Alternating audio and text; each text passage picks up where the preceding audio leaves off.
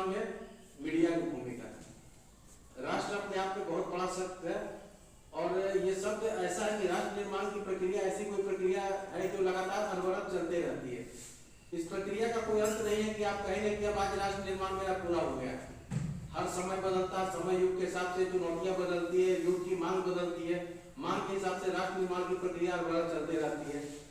प्राचीन काल में कुछ और था राष्ट्र की परिकल्पना, मध्यकाल में कुछ और समस्याएं थी, वर्तमान में अंग्रेजों के समय अगर देखें आजादी की लड़ाई में तो वहां राष्ट्र निर्माण की अलग समस्या चल रही थी। मीडिया का राष्ट्र निर्माण में अहम योगदान रहा है।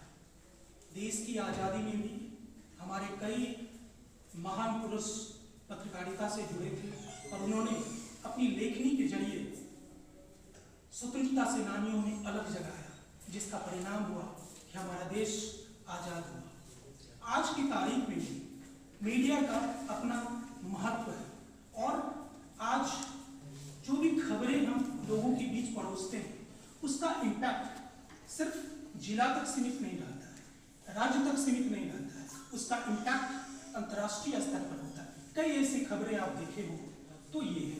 तो मेरा कहने का है कि मीडिया का राष्ट्र निर्माण में अहम योगदान रहा है। मैं एक शेर से इसको कंक्लूड करना चाहता हूँ, उस पर प्रकाश डालना चाहता हूँ कि खुदी को कर बुलंद इतना कि हर तकदीर से पहले, खुदी को कर बुलंद इतना कि हर तकदीर से पहले, खुदा बंदे से खुद पूछे बता तेरी रज़ा क्या।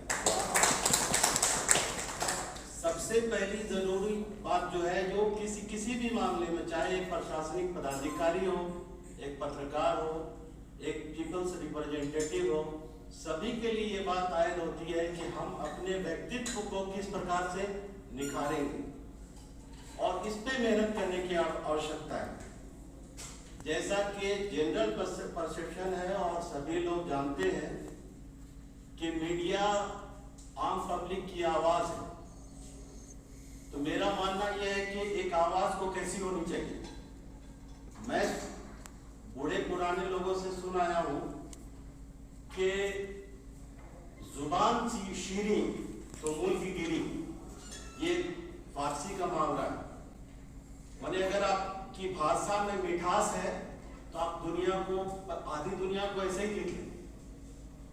तो अगर आप पब्लिक की आवाज है तो आपकी आवाज में मिठास होनी चाहिए, और अगर आप पब्लिक की आवाज नहीं है, क्योंकि पब्लिक की आवाज में मिठास होती है, निश्चित रूप से भी मिठास होती है। इस देश की जनता इतनी भोली भाली है, इतनी मासूम है, और आप उसकी आवाज है, तो निश्चित रूप से आपकी आवाज में मिठास होनी चाहिए। निश्चित रूप से आप लोग भी बहुत मेहनत करते हैं और बेलौस मेहनत करते हैं और इसका कोई रिवार्ड या इनाम आपके पास नहीं है, लेकिन कम से कम ये संतुष्टि जरूर होती होगी जब रात में जाते होंगे आप अपने घर में सोते वक्त कि आज हमने इतना काम किया, पब्लिक के लिए हमने इतना काम किया, ये संतुष्टि जरूर होती होगी। आप जिस किसी भी व्यक्ति के पास मत जाए प्लीज, बल्कि उसके जिम्मेदार और उसके लिए लायबल जो लोग हैं उससे बात कीजिए।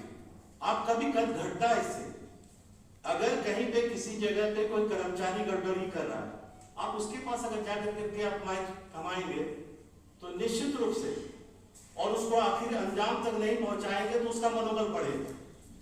लेकिन अगर उसी मुद्दे पर आप कलेक्टर के सामने आकर करके ये करेंगे, उसको माइक लगाने की जरूरत भी नहीं होगी। आज के परिप्रेक्ष्य में तो ये स्थिति है, मैं देख रहा हूँ खगड़िया जिला में, मैं तो कई जिले से वापस आया हूँ जॉब करके, आपके एक एक बात का संज्ञान इस तरह से लेते हैं हमारे पदाधिकारी कि रात का 12-1 बजे भी होता है तो हम लोग को मैसेज डाइवर्ट होता है, और ये बात कतई नहीं है कि और पदाधिकारी इसका संज्ञान नहीं लेते, वो कुछ लिखते नहीं।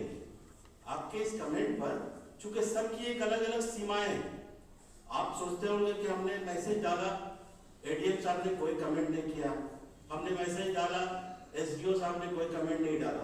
नहीं, ऐसी बात नहीं है। हम कमेंट नहीं डालते हैं क्योंकि हमारी एक सीमा है, लेकिन उस पर त्वरित कार्रवाई होती है, मैक्सिमम केसेस में की जाती है, करने का प्रयास करते हैं। एकजुट होकर करके काम कीजिए। आप सही मानों में इस देश की धरोहर है।